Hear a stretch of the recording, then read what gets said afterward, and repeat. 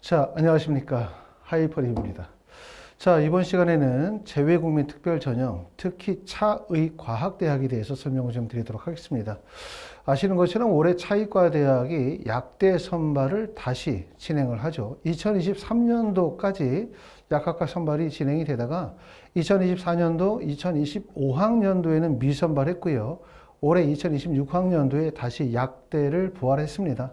하지만 2023년도에는 3년 특례 전형과 12년 특례 전형에서 동일하게 약대 선발이 이루어졌지만 2026학년도에는 3년 특례 전형에서만 약대를 선발하게 되어집니다. 전형의 방법은 동일해요. 서류평가 플러스 면접고사 그리고 수능 최저학력 기준을 요구하는 전형의 방식이고, 달라지는 점이라고 한다면 2023년도에는 자기소개서를 작성했지만 2026학년도에는 자소서가 없다는 점, 이게 특징이라고 말씀을 드릴 수가 있을 것 같아요. 자, 보시는 것처럼 이제 2026학년도 차의과대학의 약대 변경사항을 보시게 되면 올해 이제 2023년도, 2026년도에 바로 재외국민 전형에서 전교육과정 이수자 전형에서는 약학과를 선발하지 않지만 3년 특례 전형에서 약대를 3명을 선발합니다. 라고 말씀을 드렸고요. 자, 차의과대학을 포함해서 2026학년도에 약대를 선발하는 대학들이 어디가 있는지 한번 보시면 연세대학교, 중앙대, 이화여대, 가천대, 고려대학교, 세종이 서류 플러스 면접고사 전형의 대학이고, 차의과대학도 여기에 포함이 되어지겠죠. 대신 이제 차의과대학은 서류 플러스 면접이면서 수능 최저학력 기준이 적용이 되고요.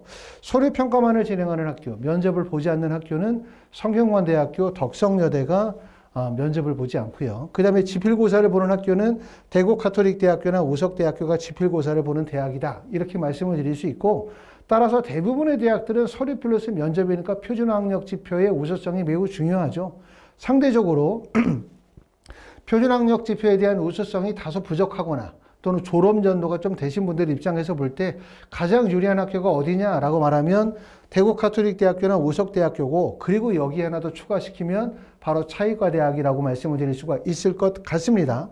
2026학년도의 약대의 변경사항을 보면 앞에 영상에서도 올려드렸던 것처럼 이화여자 대학교가 3년 특례, 12년 특례 전형에서 의예과와 약학과를 신설했다는 점 가장 특징이고, 차의과대학교가 약대를 3명을 3년 특례 전형에서 선발하는 거, 그 다음에 고려대학교는 전년도까지는 서류 플러스 면접고사의 일괄 합산 방식이었지만 지금 보시는 것처럼 다단계 전형으로 진행한다는 점이고, 가천대학교는 1단계 배수가 10배수에서 7배수로 줄어들었다는 점, 우석대학교는 작년에 한해 일시적으로 약대 선발 인원이 4명으로 늘었다가 올해 2명으로 줄어들게 됩니다.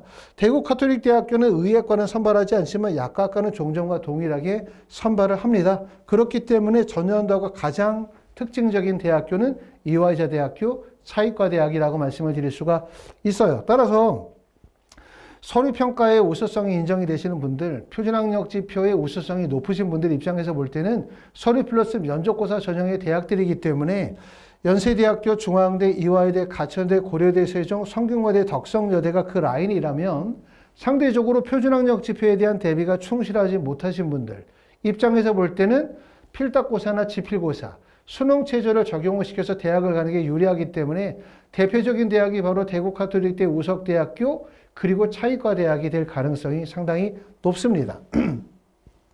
자, 전형의 방법을 보면 약대의 전형의 방법은 서류평가 30%에 면접고사 70%이기 때문에 이렇게 면접고사의 70% 비용이라는 것은 그만큼 서류의 영향력이 떨어진다라고 말씀을 드릴 수가 있고, 또 일괄 합산 방식이기 때문에 원서를 지원한 모든 학생들이 면접의 대상자가 되겠죠.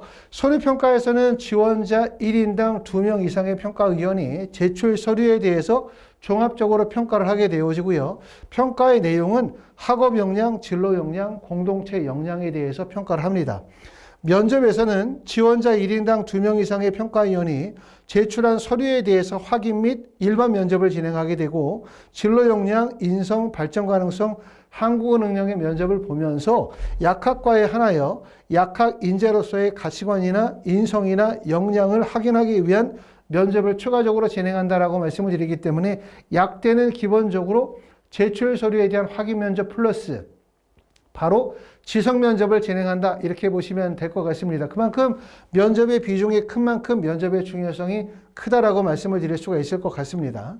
자, 수능 최저 학력 기준은 보시는 것처럼 국어, 수학, 영어, 탐구는 2개 과목 중에서 우수한 성적을 낸 한 과목을 반영을 해요.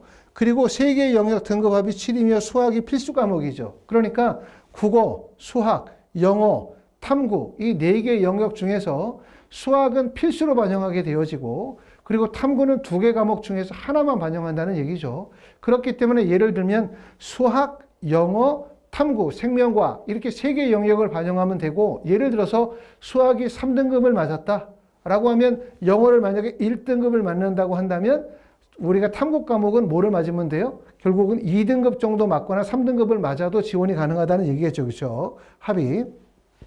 그래서 7등급이라고 하는 수능 최저 학력 기준은 전체적으로 봤을 때는 수능 최저가 높지 않아요. 그렇죠? 국내 수시 전형에서 세계 영역 등급합 7을 반영하는 경우들은 매우 드물기 때문에 하지만 재외국민 전형에서 세계 영역 등급합 7이라고 하는 수능 최저는 수능 최저의 영향력이 매우 큽니다.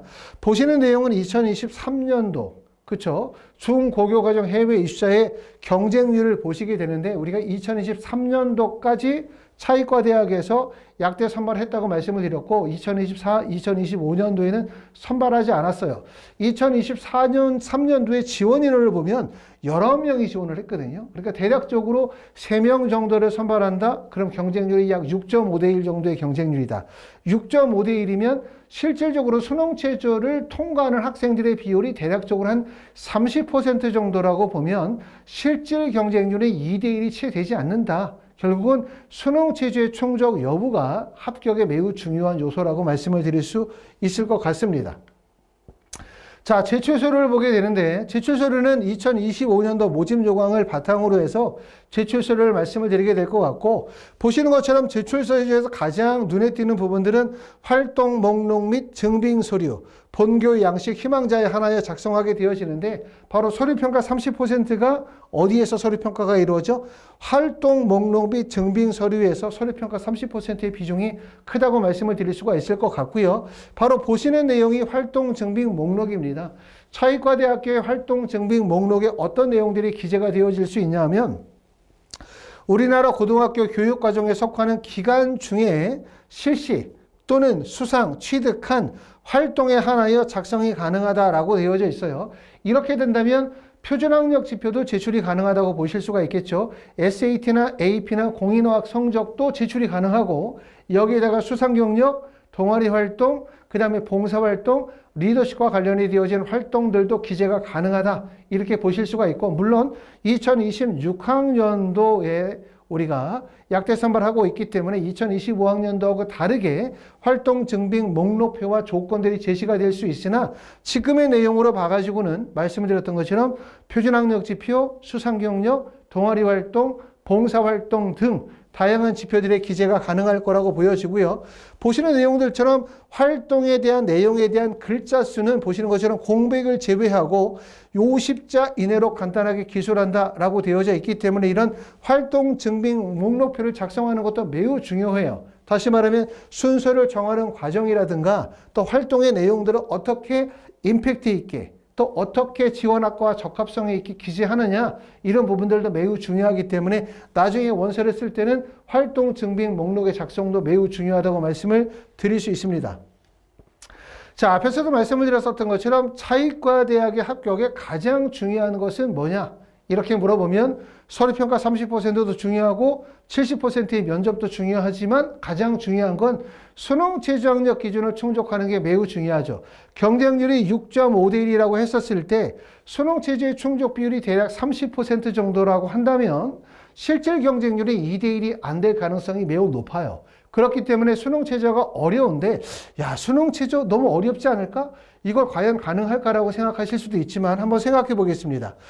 자, 차이과대학교의 수능 최저학력 기준은 수학을 필수로 하여 세계 영역 등급합이 7이죠.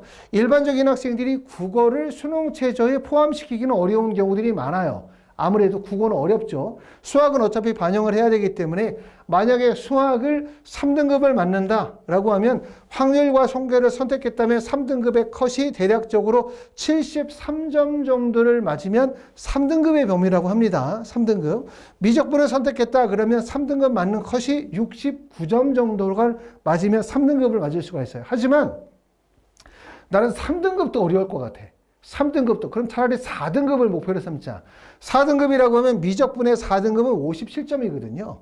그 다음에 확률과 통계의 4등급은 61점이니까 대략적으로 60점 정도 맞으면 57점 정도 맞으면 4등급 맞는다는 거예요. 그럼 4등급 맞으면 나머지 2개 과목에서 3등급을 맞아야 되겠죠. 그러면 영어로 1등급을 맞는다?